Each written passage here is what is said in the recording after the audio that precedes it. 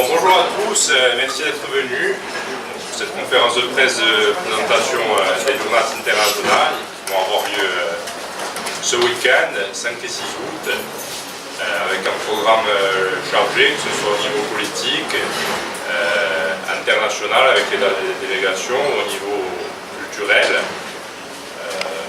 Pour commencer sur le volet international, on reçoit encore cette année de nombreuses délégations. Alors, la liste exhaustive de tête, bon, les Basques, les Catalans, les Sardes, qui sont des habitués et qui nous rendent visite tous les ans. Et pour les Catalans, cette année, la présence de la délégation traditionnelle et d'un sénateur qui siège au Sénat espagnol de ERC, l'Esquerra Republicana Catalana. Ensuite, on recevra également les Guyanais, avec le mouvement des jeunes autochtones guyanais, qui ont participé au mouvement social de cette année, mais avec des positions qui peuvent être divergentes de certains des acteurs de ce mouvement social. On n'était pas vraiment sur la même ligne par exemple, les 300 frères, je crois. On aura aussi une délégation de Kanaki, donc Nouvelle-Calédonie, qui prépare un référendum pour la fin de l'année 2018. On devrait recevoir également des Papous, de Papouasie occidentale, qui sont aussi des indépendantistes et qui se battent contre l'Indonésie avec une répression terrible. C'est un conflit qui dure depuis 50 ou 60 ans avec des dizaines de milliers de morts. Donc voilà, un plateau international assez fourni. On devait recevoir aussi une délégation du Kurdistan, comme l'année dernière. Finalement, c'est une délégation qui ne pourra pas se déplacer parce qu'ils ont une conférence interne samedi à Paris. Mais bon, ils transmettent leurs excuses, leur amitié et leur solidarité. Donc, au niveau international, on commencera donc avec le traditionnel tour d'horizon international, où chaque délégation prendra la parole samedi en début d'après-midi. Et cette année, le thème, on va l'axer sur les référendums d'indépendance et d'autodétermination. Parce que, comme je l'ai déjà dit, on recevra et les Catalans qui préparent un référendum là très rapidement, avec les problèmes que ça engendre avec l'Espagne et que l'on connaît, qui sont assez médiatisés, avec un référendum qui devrait avoir lieu de mémoire le 1er octobre.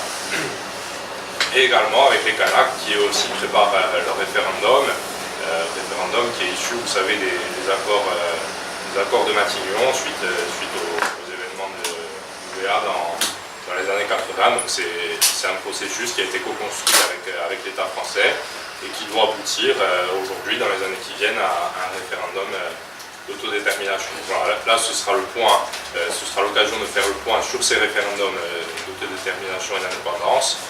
Comment on y arrive, comment ça se passe et comment on gagne. Et on aura également des délégations qui participeront au débat de Solidarita, donc le samedi, sur le processus de paix, sur l'amnistie, avec notamment les Basques qui peuvent avoir une situation similaire à la nôtre, même si évidemment il y a des différences, mais ce sera aussi là l'occasion de comparer les situations et d'avoir des retours d'expérience. Sur un plan plus politique, on a choisi de mettre en avant pour le samedi l'éducation, pour le dimanche les transports. Alors l'éducation, ce sera l'occasion d'avoir un débat qu'on a appelé, qui a pour thème l'éducation des courses à Unentintunez, donc avec le commerce, avec Jean-Guy Talamagne, avec des représentants de la société civile, un représentant du STC, un représentant de l'asso Julie Parentigours, voilà, pour essayer un peu de tracer la voie de l'éducation qu'on veut construire pour notre pays. Et le dimanche, sur les transports, un débat qui sera animé pour le Ribon, avec la présentation du Guaderni d'Independenza sur les transports, qu'on a présenté il y a quelques jours lors d'une conférence de presse à Bastia, et là aussi ce sera l'occasion de présenter la voie que choisit Koscielny pour ce domaine stratégique. Ensuite, ce qu'on tenait à faire, comme l'année dernière, l'année dernière, la majorité territoriale était montée à la tribune quelques mois après son accession aux responsabilités pour tracer la voie de ce qu'elle voulait faire au niveau du gouvernement de la Corse. Bon, aujourd'hui, nous estimons que cette majorité territoriale elle a un bilan à défendre, que ce bilan il est commun, il est partagé, et que la majorité territoriale elle doit le présenter de manière unie à la tribune des journées de Corté. Et donc on aura un débat qui va être animé d'ailleurs par Alta Frequenza, comme celui sur l'éducation du samedi. Donc gouverneur su prima ragione e il bilancio di Sidoiani di Mandatura, donc qui va être présenté par les présidents du conseil exécutif de l'Assemblée de Corse, les conseillers exécutifs et les présidents des groupes de l'Assemblée. Après, au niveau culturel, on a choisi pour le samedi de mettre à l'honneur les femmes. Donc il y aura un plateau féminin assez important qui introduira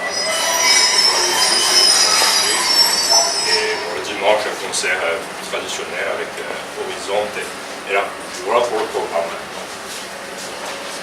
Pour rajouter 2 mots à ce que vient de dire François, ce qui va être assez compliqué parce qu'il a été très exhaustif comme d'habitude. Le choix du thème sur l'éducation le samedi, c'est parce que lorsqu'on s'est présenté en 2015 aux élections territoriales, nous avions fait de l'éducation une des priorités politiques à défendre et à mettre en œuvre pour former les jeunes Corses dont on va avoir besoin pour construire la nation.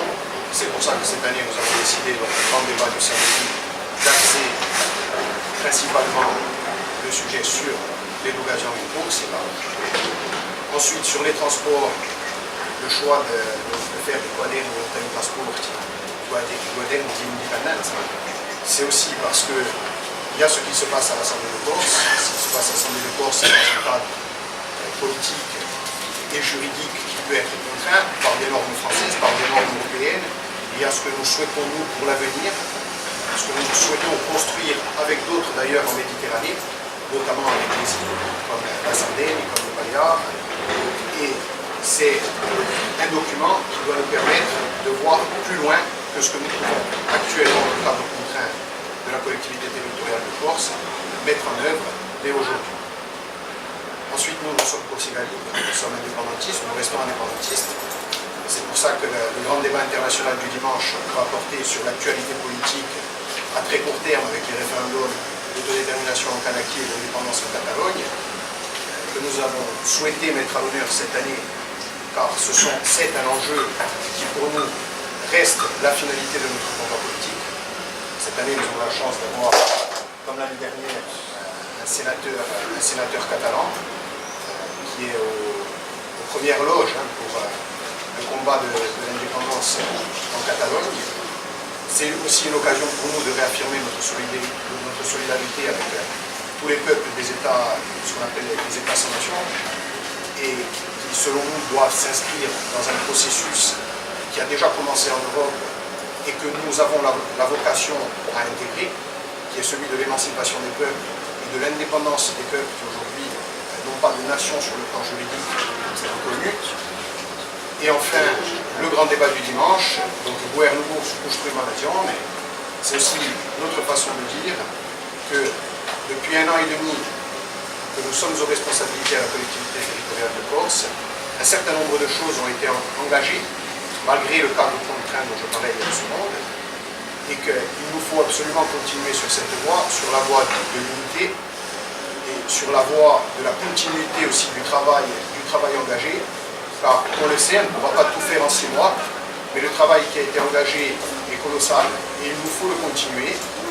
Nous nous sommes engagés en 2015 au second tour des territoriales dans une union avec FEMA à Goursiga, au sein de ce que l'on a appelé PA Goursiga. Nous l'avons continué aux législatives, et pour nous, il était impensable d'organiser les régionales de Gorti 2017 sans que la majorité territoriale, PA Goursiga, soit représentée pour rendre compte devant les Corses du travail accompli et surtout des perspectives politiques à court, moyen et long terme que nous devons mettre en place ensemble.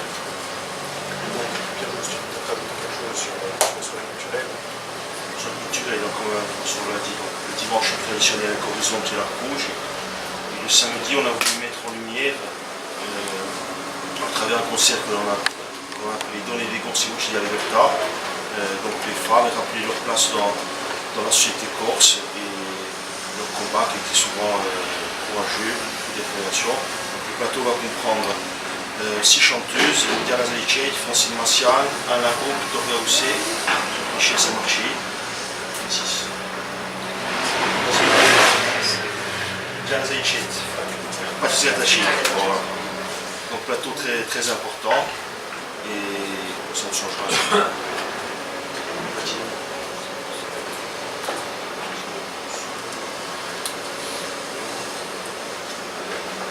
Si vous avez des questions. Bon, moi aussi, Esteban a annoncé que j'avais été exhaustif, c'est pas le cas. J'ai oublié au niveau de délégation Moetai Broderson, qui est le député polynésien qui siège à l'Assemblée nationale française et qui sera là ce week-end.